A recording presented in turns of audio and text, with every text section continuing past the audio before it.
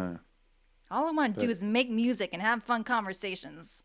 This is ha. why it'd be so great to be like Joe Rogan and just have somebody do all this annoying stuff for you, and then you can just have fun, you know, Yeah. and just create. All And right, you only need all you need is one Jamie, right? that's right. Presumably. But they have to follow you around everywhere. They have to be like on location. The Yeah, Jamie has to be in the room. I have right. like a virtual Jamie called Jason, who's great, who I was just talking to just now, who's able to do certain things like turn my Zoom subscription back on, which is great. But he can't Mm-hmm. literally press buttons for me. Yeah, And I know. that can't happen yet is deeply insulting considering we're supposed to be living in the future. I know, right? Well, it's like my moderators for my stream. They're amazing. I could not do anything that I do without them. And I always say, like, if only I could shrink you guys like Jiminy Cricket and you could just like mod my life. That would be Yeah, amazing. Just come around my shoulders, please, and help me. I need it. But that's right. anyway, so welcome everybody that's here and huge welcome to Akira the Dawn. I'm so excited about this. I hated that I had to cancel. And actually I feel terrible because you're sick right now. I thought I Yeah, saw that. but I don't cancel, like even if I'm sick, See, I need to be, right? I know, and I need more of that energy. I Yeah. fall I was apart. so sick, right? I don't like, I'm a human male. You know what I mean? And human males don't mess with the medical establishment very much. But like I was so rubbish yesterday, like unfunctional. My Mm-hmm. wife, who's away at the moment, convinced me to go to a local doctor. I'm in Mexico. So I went under great duress. And they informed me I had like a bulked up tonsil that was like very, very bulked.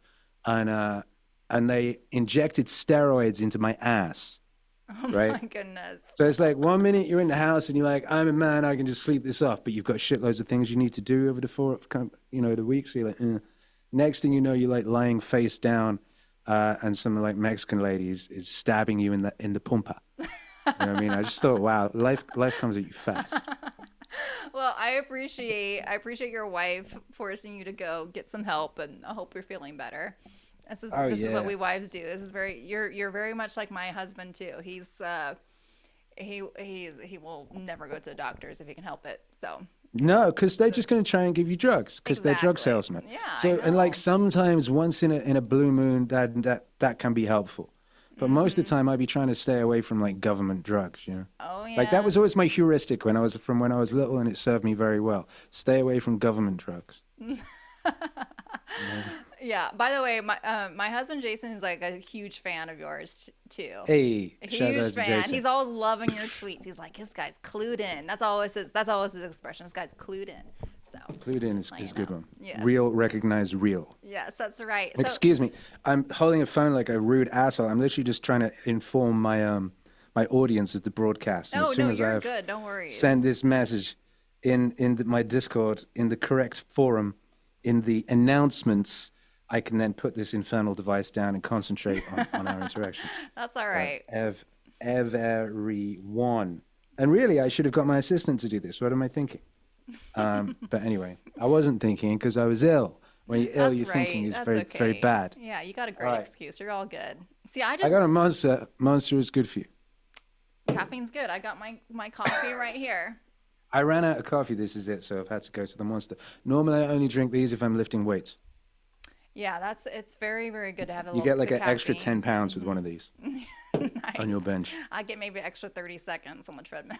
There But you I'm go. at a very low amount right now. So hey, 30 seconds is 30 seconds. By the way, I just So, want you to know I chose like a spacey background because I knew you were gonna do something spacey too. So I'm like, all right, I gotta match Akira's vibe here. So match my swag. I yeah. could be anywhere. It was whatever. I don't even know what this looks like because I'm not.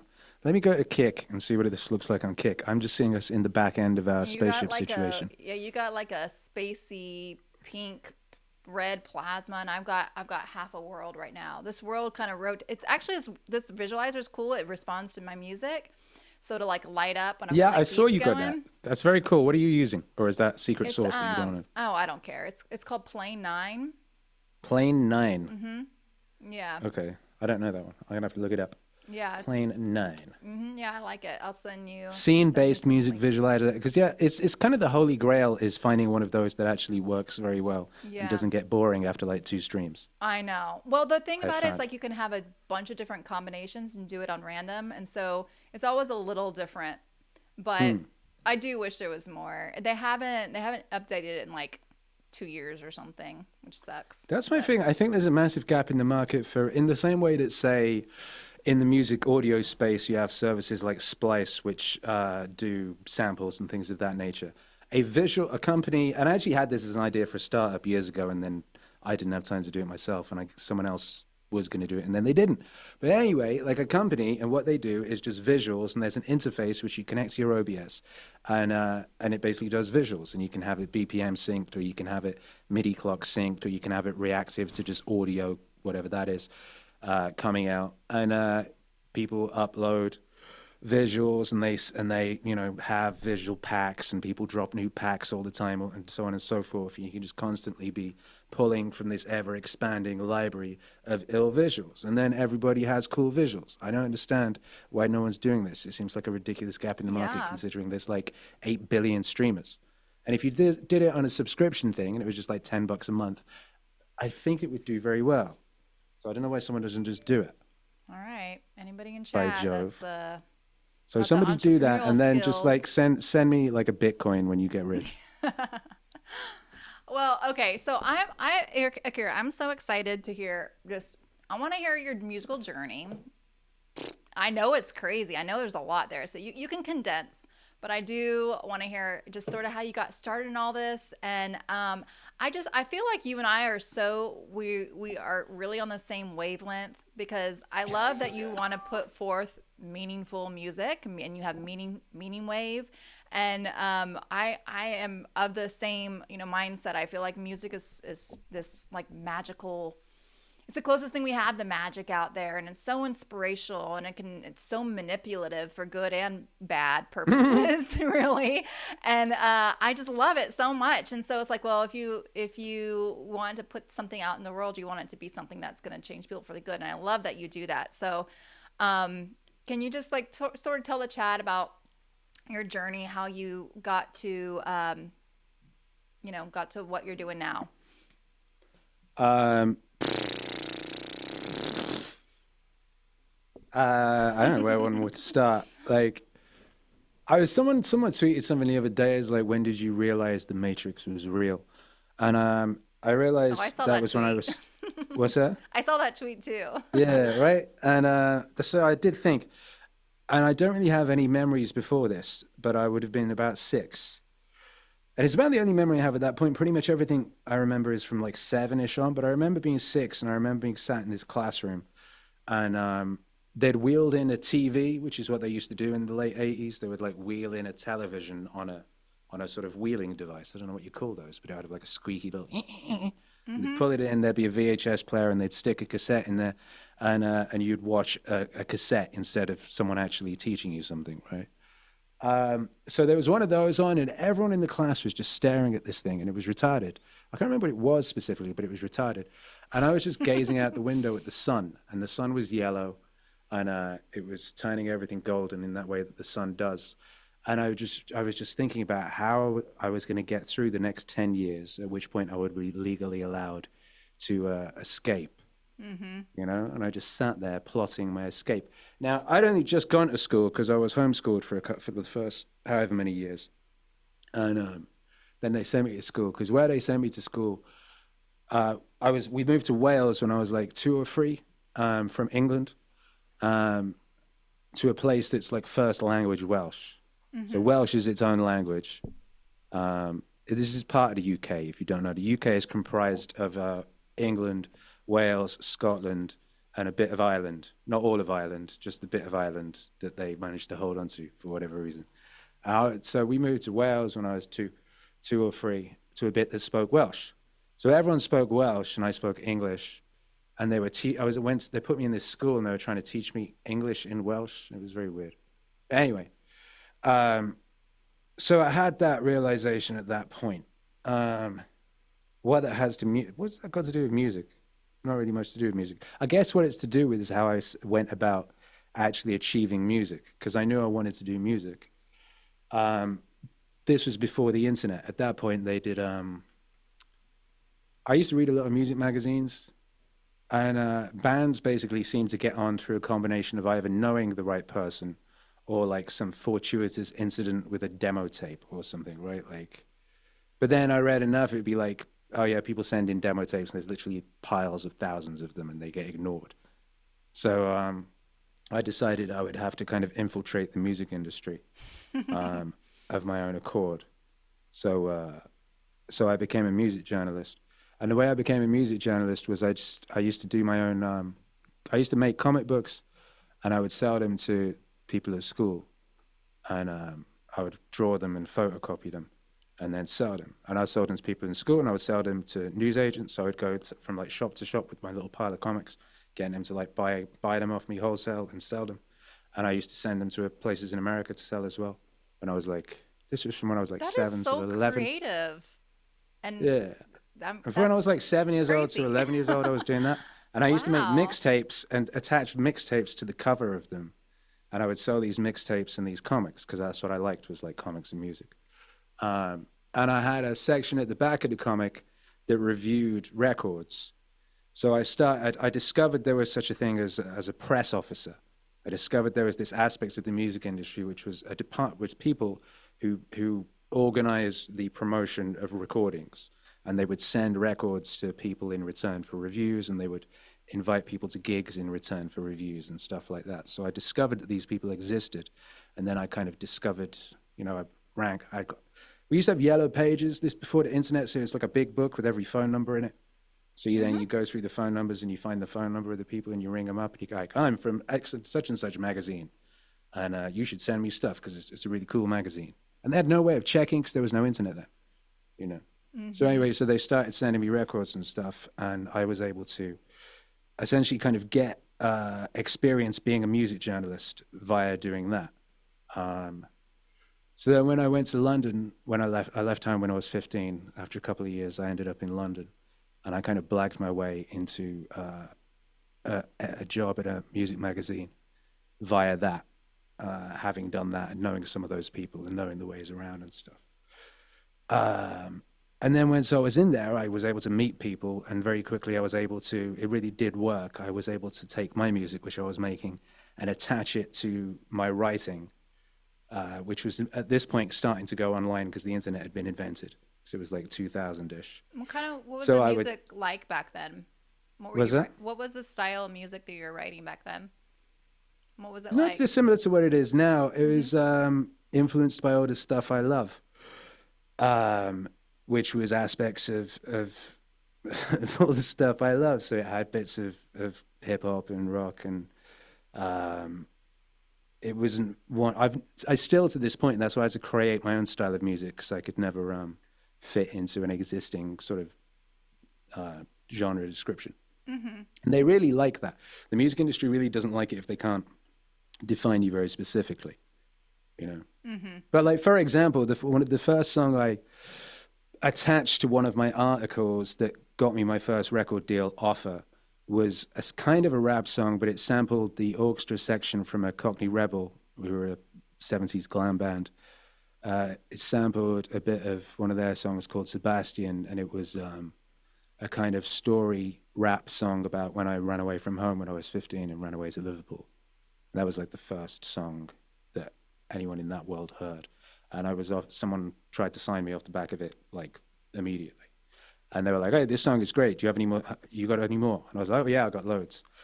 I didn't. I had that. And I had a meeting with this guy on the Wednesday. So I wrote 7 songs between like the Friday and the Wednesday.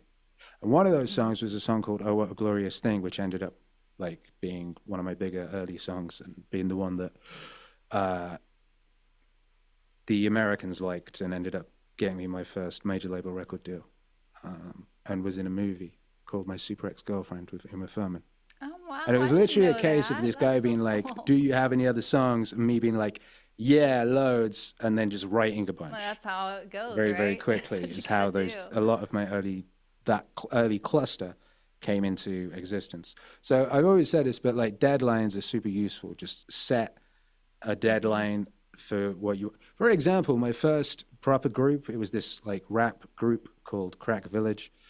And we used to just rehearse in the basement and not record or anything. We just rehearse. And I wanted to get out there. And they were like, oh, we're not ready. We're not ready. So one day I just booked as a gig without telling the rest of them. And then I was like, yo, we've got a gig in a week. And they're like, fuck off, we can't do that. I was like, we're doing it. And there's an advert in the NME. And I'd like paid for a little ad, text ad in the back of the NME. So we had to do it. So we had to finish writing a bunch of songs and get our shit together to play a gig in 7 days, which we did.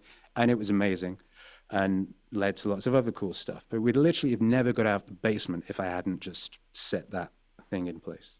Yeah, that's great that you're able to do that, because that's very hard for a lot of musicians, and including myself too, because you get so, it's like when you're creating music. I don't know if you feel this way, but I always feel like I'm trying to capture something. You're trying to capture some essence of something, and it's like you never quite get there. You can just get as close as you want. You're never like, I never feel like I'm really, really there. Just get as close as I can. So you have to at some point just like stop and just here it is, which is why I actually enjoy live streaming, because live streaming, I'm much more forgiving for myself when I'm playing something. It's all about the moment. Here you go. If I'm hit a wrong note, I hit a wrong note. It's about being in the moment.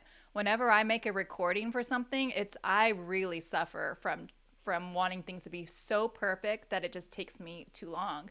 That's like my constant battle. But I think that's tricky. It's really hard for, it's the problem is there's no such thing as perfection, because what's perfect to you today will not be perfect to you tomorrow, because tomorrow you'll be different. Right. So you'll be slightly different tomorrow. So perfection to you tomorrow will be slightly different to what it was today. So you're just chasing this thing that doesn't exist.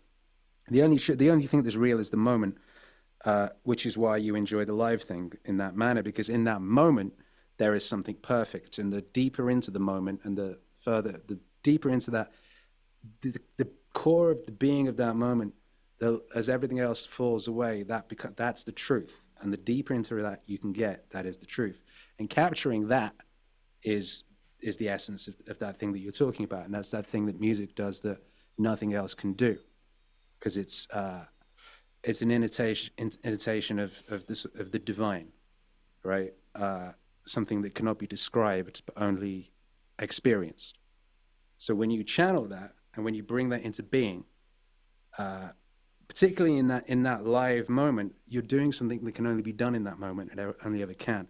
So the tricky thing about making a recording, in the modern way of doing it, because when they first did that, it was literally just recording. I was listening the other day to the very first ever recording of music from the 1800s, and it was a choir, and they'd recorded a choir on the very first phonograph.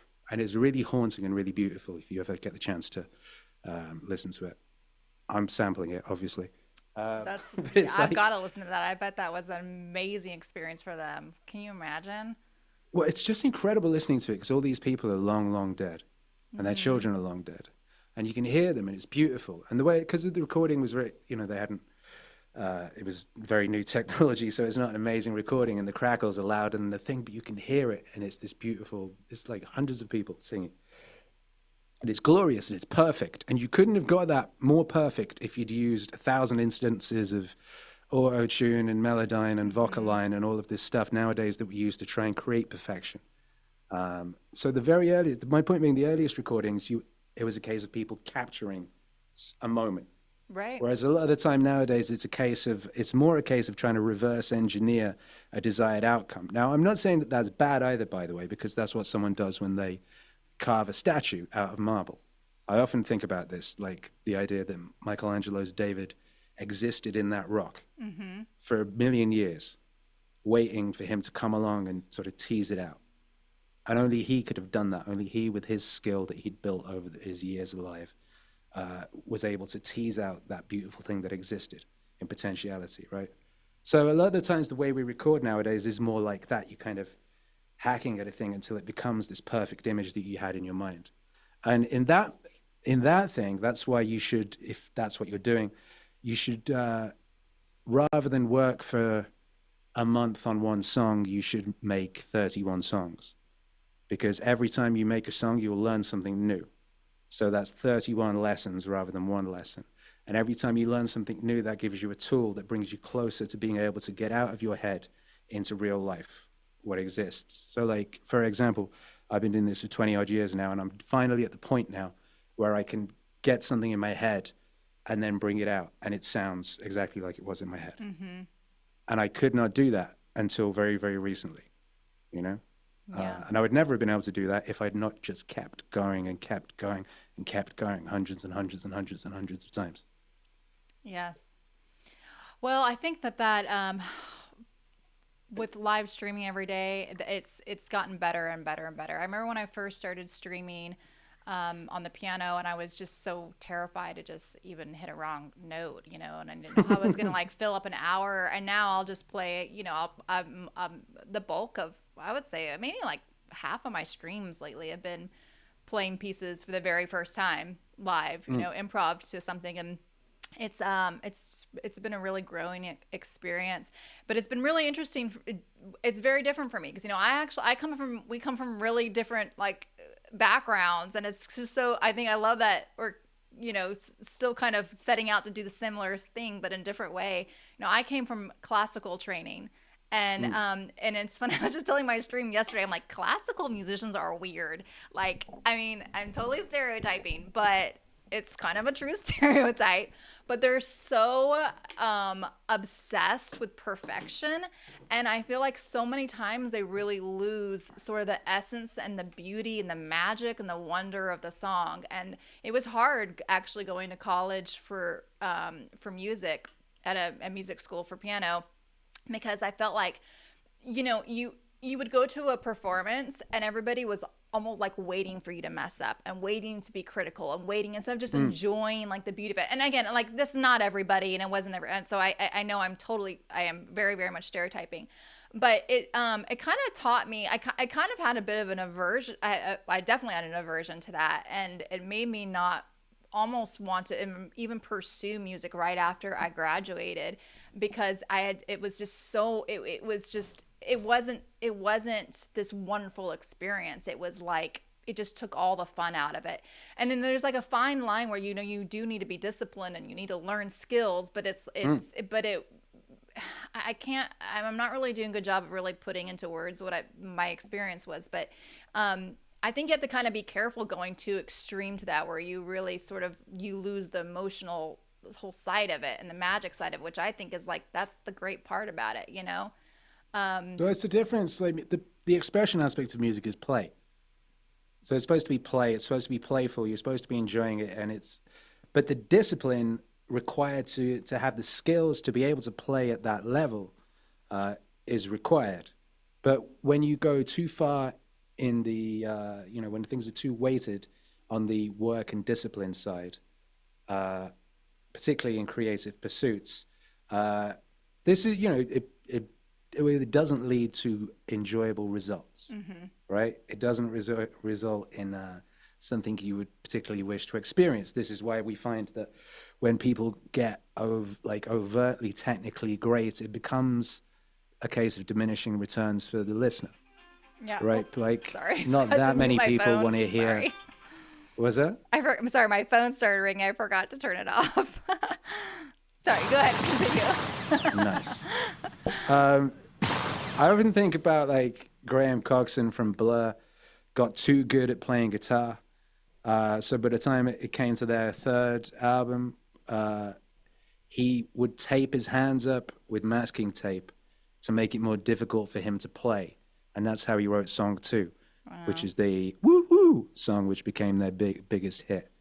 Because he just got too technically proficient to be able to be useful.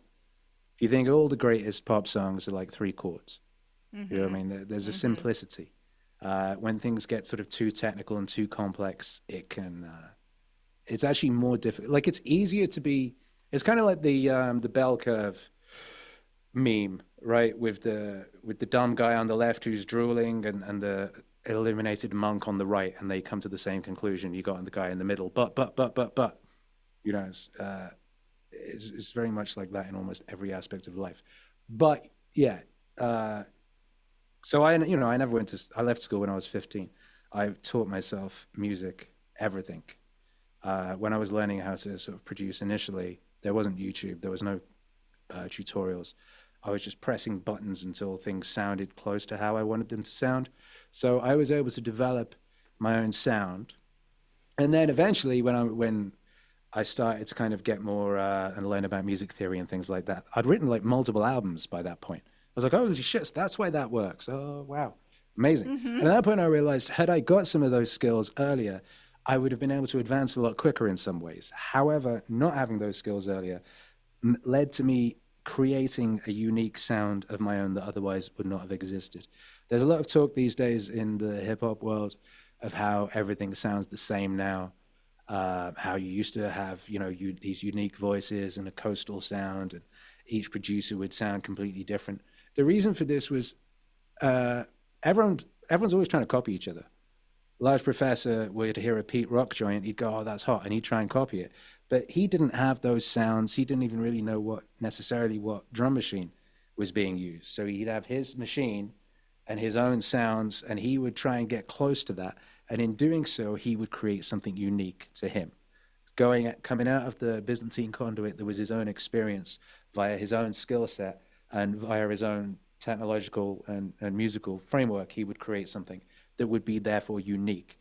Whereas now it's very easy for people to go on YouTube and go, I want to sound like the new whatever it is record, and there's literally a tutorial telling you exactly what splice kit they used and exactly what tempo and exactly what EQ curve, and you can download a template in the Patreon and just fucking pump out a million of those. That's before we even get into the AI discussion. Mm-hmm. So it's actually a lot more difficult now for people to create unique things. So when people do manage to now, it's more difficult than it used to be. That's the weird thing. A lot of things are so much easier now, but it's now more difficult, perversely, to be unique and to create something that doesn't sound like everything else. Well, and there's only so many like chord progressions that are going to sound good to our ear just because we've been, like you can only deviate so much. Yeah, my but there's like you can opinion, write a million songs and not notice. Mm-hmm. That's the funny thing. Like you literally can, and people do, and you see these compilations where people put together like the Journey chord progression, and there's fucking 100 pop songs. But then what's weird is like I did a song recently, and it had the same progression as a Radiohead song. I noticed I was kind of playing a double time or something, but I know oftentimes I'll make a song and then I'll notice like when it comes out what I ripped off subconsciously. You ever get at that? And Oh yeah. then I looked into it, and I was like, I wonder how many other people have used this chord progression, and I could only find like 2 songs.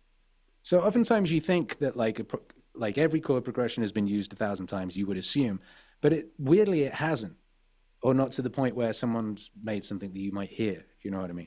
So even though it seems like sometimes you might think every chord progression has been used, every melody's really existed or whatever, somehow that's not the case. And somehow all it takes is your own unique. Here's the thing. Yeah, I mean, there's always ways to change it up. I don't really care about that. I don't think there's anything Well, wrong what it with a is little bit if you're doing an expression of you that's not compromised, then you can't not win. right. And even if you're using the same chord progression that someone else has used, what will come out will be unique because it's unique to you. That's Right. why that's the superpower now, is like just working out how to get as close as possible to an expression of what is you, because AI can't copy that or predict that. Right. AI can copy what happened, what exists, but it can't copy what's going to exist.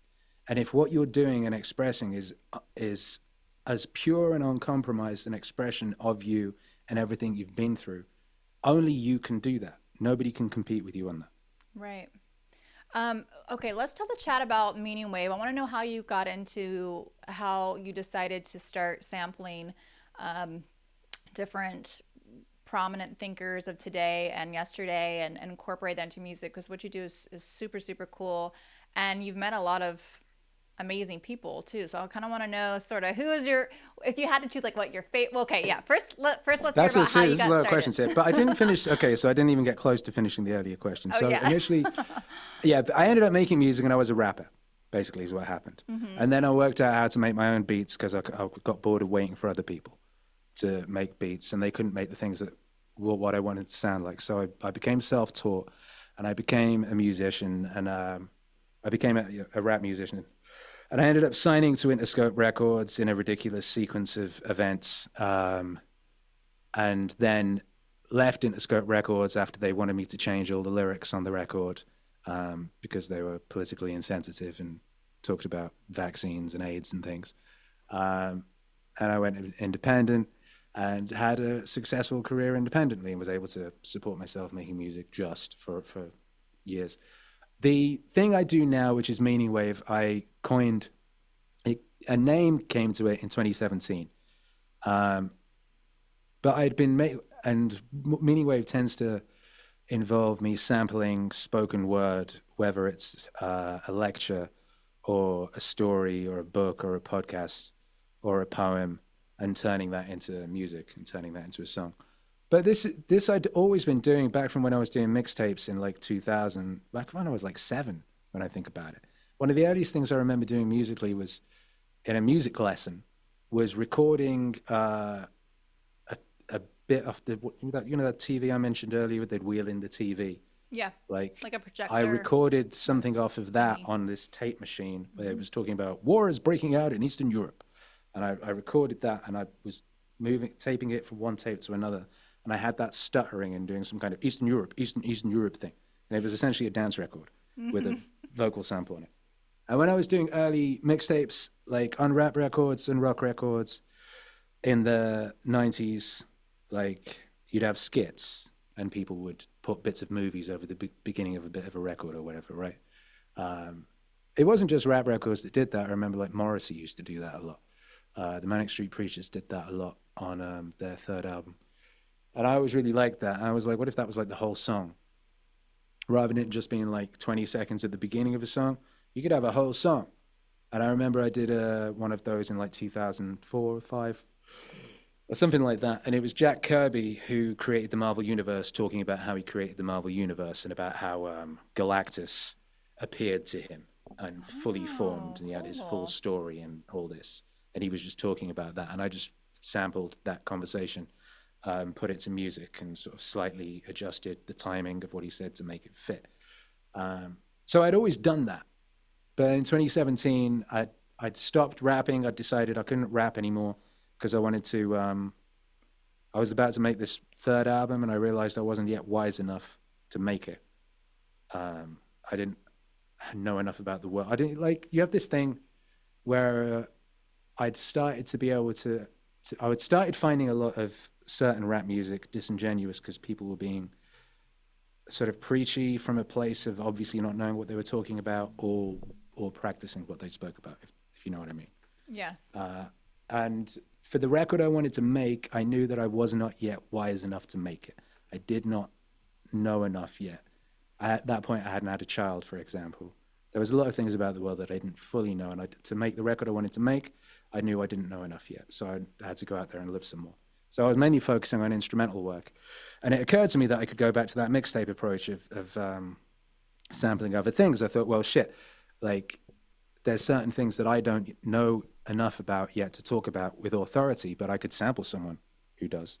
So so in 1 week I made 3 records, one of which was Be a Plumber, which sampled Jordan Peterson, talking about the usefulness of hierarchy and why being a really good plumber is very useful in a society, which is something I'd been thinking I've heard about him for talk many about years. that before, yeah. I'd thought about that for many years, and I was interviewed once, and I said, I don't think a musician should be paid any more than a plumber. And that's not what I meant. What I meant, I didn't express it correctly, so it sounded like a sort of, oh, musicians aren't worth anything, or they're not worth as much. What it really meant was, if you're really good at something, whatever the thing is, you should be well compensated. Like, if you're a really fucking good plumber, the really good plumber should be very well compensated. If you're a really good musician, you should be very well compensated. Like, compensation should obviously be in line with the competence of what's being done. Anyway, I did that week, and I made 3 records. One of them sampled Grand Theft Auto,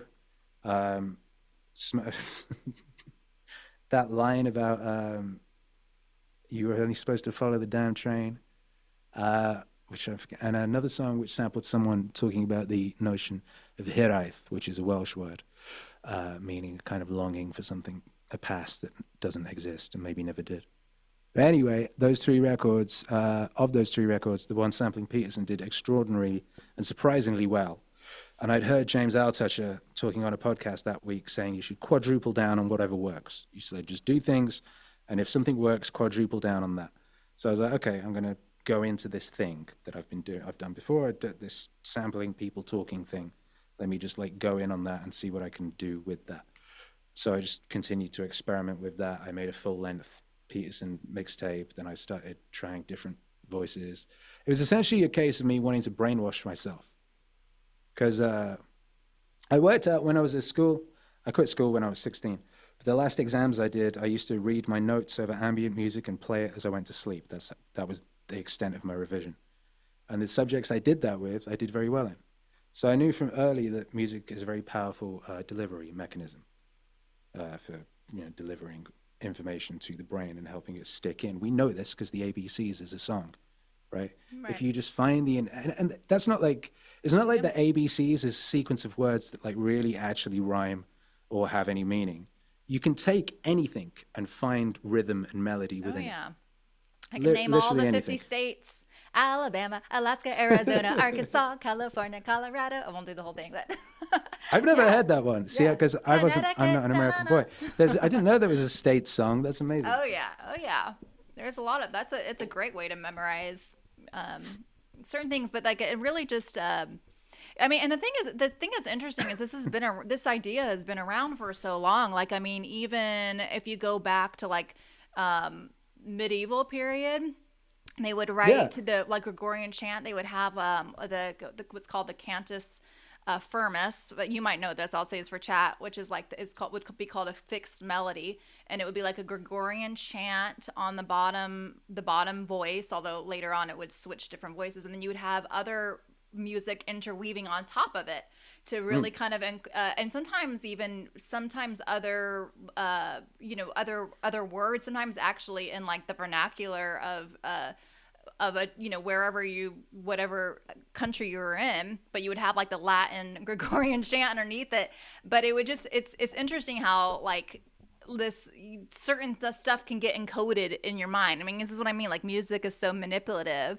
I think of like that Zoolander movie where he was like programmed. Did you see Zoolander? Where he's programmed well, Zoolander is like a whole. This is how we do MK Ultra, sort of like how-to guide thing. Right. Zoolander is like a very esoteric kind of manual if you look at it from one way of thinking. Like, no, you're right on this. Before we had the printing press, the only way people knew books was they remembered books. Right. People used to walk around with whole books in them. And the only way they'd remember them is by assigning a melody and a rhythm to the text.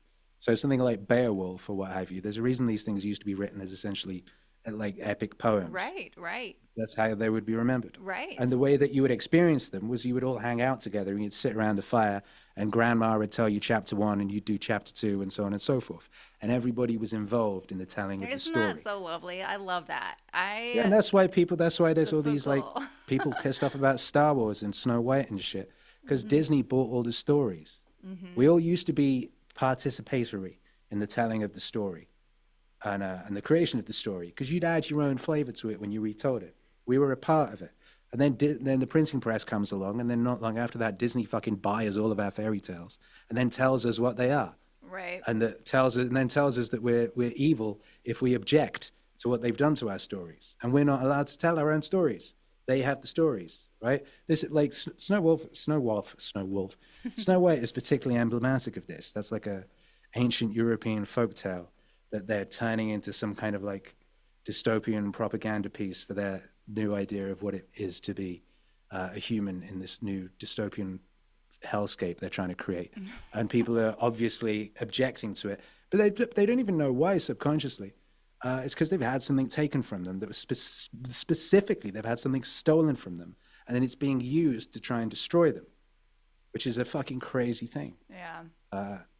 And we're at it's this weird blip, because for hundreds of thousands of years, we were all participatory in the telling of the story. Then along comes the printing press, and along comes the phonograph, and all these various things. And in some ways, they democratize and they spread it further than it ever could. But in other ways, they take it away. And they steal from you what was your birthright. But it won't last for very much longer. before it changes to such a point that once again everyone's involved in the telling of the story. And this period that we've been through recently will be such a strange little blip in human history that will be Yeah. looked back upon with bemusement, I think. What a strange period it's been. One thing I do kind of wonder, because the pendulum is always swings back harder, and I do worry that like you don't want it to, um, It's gonna. and creatives typically usually are more on the left side, right? Because usually it has, well, historically, in the last what, like 100 years maybe or so, like Yeah, it's exactly. been It's a it's very small window from yeah, which to even consider that as right. a, I oh, it's know. always been the way for Yeah. 20 years, for Yes. 40 years. Oh, what? That's the problem, is our reference frame is so small when we think about these things. Right. Well, so the last, I guess, for my lifetime, Yeah. normally it's been the left has been more of the creative where you've had the freedom and stuff. And so you think like, oh, if it's swinging back to the side, like, what is that going to mean? I mean, I don't You want know what that art. fucking means. It means you You know what don't. it means. So when I was little, it was you worried about the right. You worried about people being like, this music is bad and you shouldn't be allowed Mm-hmm. to do this and wear that and da da da da da. Right. Right? And then it went completely in the other direction. Right. Uh, right? So it's going to do the other thing, but every time it does it, it goes harder, it reverberates Right. further. And yeah, it's going to, and we know when it's going to happen as well, because it's on a calculable timeline, which is a 7 year swing. Mm-hmm. It goes every 7 years, it goes from what you might consider through music terms to be, say, punk to psychedelic, and then back again. So it will essentially go from black, nihilist, people are taking cocaine and speed, wearing black, music is angular, edgy, conspiracy culture is concerned with earthbound masses. Then it will switch over to move towards psychedelia. Clothing will become brighter, music will start to merge and cross populate. Sci-fi will become more expressive. Conspiracy culture will become more concerned with sort of alien matters and things of that nature. And I've been observing this for many, many years. And you can calculate it. There's videos of me in 2014 saying that it's going to go peak punk, essentially, dark in 2020. I was saying people will be out in the streets dressed in black setting fire to things. That's literally what happened. Then you start, and that was going to be the peak of that moment. Then it was going to start swinging in the other direction, which would, as I was saying at the time, involve the obvious stuff of music becoming, even music goes. So 2020 was like the peak of the trap thing, very rigid, very hard. As that starts to fall apart, things groove becomes more of a thing. Everything becomes more syncopated. Um, we've stuck like alien fucking. They're literally doing like you've literally got the Pentagon saying aliens exist and so on and so forth at this current moment. So this is going to peak in 2027. That would be the peak of mainstream neo psychedelia, and it's going to be like way more ridiculous than last time. I remember last time it happened was kind of Odd Future and all that sort of thing, and there was a lot of tie dye in the shops, and people were taking Molly and so on and so forth, and that's when rap started getting really like fruity and so on and so forth. So that's going to happen again this time, and then it's going to go back into the punk thing, and it's going to be doing that off the back of there's these other swings that happen, and that's going to be the cultural. This one you're talking about, which is the left to right one, which seems to be a Mm-hmm. longer time frame. So that's going to line up with going very right. So the last one was going very left. So it was going very left at the same time as going dark on the cultural thing. So that meant BLM riots and mutilation of children and all that sort of thing. That was that level of darkness. So when you push it in the other direction, you can begin to predict what will happen. What's 7 years after 2027? 2034. Mm-hmm. 2034 will be the right wing version of that, essentially. So you can kind of like map that out to its natural conclusion Yes. and prepare accordingly. Well, my husband is a prepper, so by then we should be good. Let's hope. That gives us some time. Well, it's definitely been a weird time to be alive for sure, and I think we're like actually around. I think we're sort of around the same age, so it's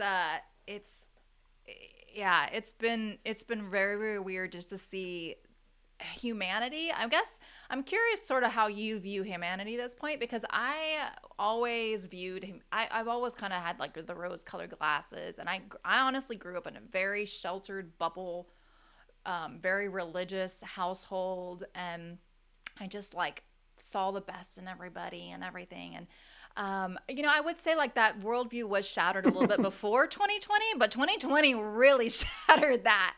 And I just was, oh man, I was so disappointed. I was really so disappointed in humanity. And I still feel like I think I still see a lot of good in people and humanity in general, but I'm Good. also, I have definitely a much more realistic view of it, and I've seen kind of what humanity can become, which I don't necessarily.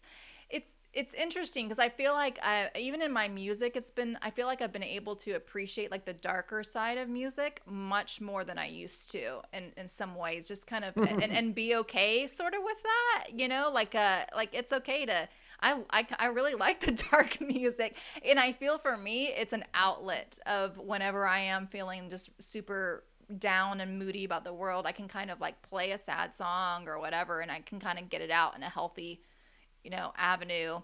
um anyway, that's a Good. lot of rambling. I don't even remember what my question was about that, Well, but the branches cannot reach heaven if the roots do not go to hell. yes. And Isn't that Nietzsche? I think it is, isn't it? I think that's one of I his. think it was Carl. I think it was Carl Jung. It's like Oh I yeah, yeah, felt actually like it might be Young. I think you're right. it's paraphrasing Carl Jung. He Yeah. said something along the time of that, but he has that whole idea of the shadow, and the capacity for the worst things you could possibly think of are in everybody, right? And if you do not accept that, it means that you are capable. That's going to happen without you being able to control it. That's the whole Right. idea of you should be a monster, and then learn how to control that. About Right. how Thing Peterson talks about, if you think strong men are dangerous, wait till you see what weak men are capable of, Right.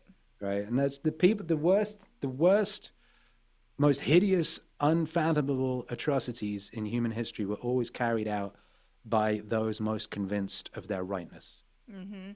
It's only the really goodies, the people who really think they're the goodies, do the worst things because they think they're justified Right. in doing them for the sake of their goodiness. It's like, well, I've got to put you in a camp because you're a baddie and I'm a goody. So we saw this in COVID very, very quickly. People were like, yeah, if I can lock them up, round them up, Yeah. verbity. And these were the people who really thought they were goodies. I They were know. absolutely convinced, and they still think they're goodies. I know. That's what Like, was so scary. And my fear the goodies. my You stay the fuck away from goodies. You're like, you see a goody in your vicinity, you want to get a shotgun and bar the doors, as Alan Watts said something like. And people do think, well, Alan Watts is this lovely hippie. I have multiple songs with Alan Watts talking about the very concept. He's like, you hear someone coming to you with their virtuousness and what have you, get a gun and bar the doors, because like some horrible shit is about to go down. And that is something that we learned. Yeah. And we knew, well, some of us knew, some of us didn't know, but it was made very, very apparent. Like, we had great, wonderful, useful lessons were given to us over the past 4 years for those who had eyes to see, and even those who didn't. It became very apparent, and that's a good thing. And I still love humanity, and I still believe most people are good, but I do understand that most people are very, very easily influenceable, Yes. right? And people are Well, very and easily. that's the key, right? Like knowing that is how you can make a difference, and that's how you are making a difference. Well, here's the thing. They worked out. Oh shit! I have another meeting in 5 minutes. Oh my gosh! I didn't realize really? it was that late. Wow. But We just so you know, could talk to you for hours. they did all those experiments in the 50s and 60s with the whole MK Ultra thing, where they were working out how to break down an individual and rebuild them essentially in whichever way they wanted. And they worked out that if you traumatize someone massively, you could then essentially rebuild them in whatever way you wished. They were able to create human beings with multiple personalities, that one of them could drive and one of them couldn't drive, and one of them could speak Chinese and one couldn't, things of that nature. You could get quite specific with it. But what you could certainly do was using trauma, you could break a person down and rebuild them and get them to be what you wanted them to be. And they were doing that on an individual level in the 50s and 60s and onward. And it seems to me that nowadays that's done on a societal level. And you Yeah. have these events which seem to be designed to specifically traumatize large groups of people. And then those are used to kind of get those people to act in certain ways and do certain things and achieve certain ends. So you just have to be kind of wary of these psyops and be on the lookout for them and not get caught up in them. Yeah. And just definitely. not allow yourself to get caught up in whatever the thing is that's demanding you to get caught up in it in that moment and have an opinion on it and talk about it and tweet about it or whatever it is, right? It's so enticing to log on every day and here's the thing, and I think this about this, and I'm going to get riled up about this, but that's the opposite of what you should do because that's what they want you to do. Exactly. Well, I don't want to keep you. I don't want you to be late. Thank you so much. I'm gonna once we end, I'm gonna go ahead and play one of your videos. I've had the Hey, thanks. chat. A lot of people in chat already knows, but I've had the pleasure of playing piano on a few of your tracks. It's been so Did an amazing fun. job as well, by God. So we'll play one of your tracks. But can you real quick? Can you tell me like who your favorite person, or can you even choose? Was that you've like met through your through all your albums that you've made? My favorite person that I've worked with in some shape or form or sampled or something. Yes. Huh. I think that's not a fair question to ask. That's a ridiculous question. It's a bit like, what's your favorite child? I know. What's your favorite I know. parent or what have you? But no, let me think. I gotta say, Jocko has been possibly the most useful in all the years. Good. I love that. I still Good. find myself on and like most of them pretty much every day. Part of what I did when I assembled the Meaning Wave universe was I had this idea of, you remember in the old cartoons, like someone would have a quandary and like an angel would pop up and they'd be like, yeah. you should do this. And then a devil would pop up and Oh, like, yeah. blah, blah, blah, and then another angel. I was like, what if I just assembled an army of shoulder angels? So whenever I had a question, it's like, what would Jocko do? What would Alan Watts do? All these people with like different, you know, like say, for example, Alan Watts and Jordan Peterson are kind of like diametrically opposed on various things. But there are certain things where they come together. And I discovered with all these things, there are areas where they all coalesce around certain things. And so the more places that record something as being the case, the more certain you can be that that's closer to the truth or that that's useful. And that could be something that you could try in your own life. Yeah. I found areas where like Ayn Rand, Marcus Aurelius, Alan Watts, Jordan Peterson, Jocko Willink, all these people coalesce around certain things. People who are very different from different places, different times, different walks of life. They coalesce in various places.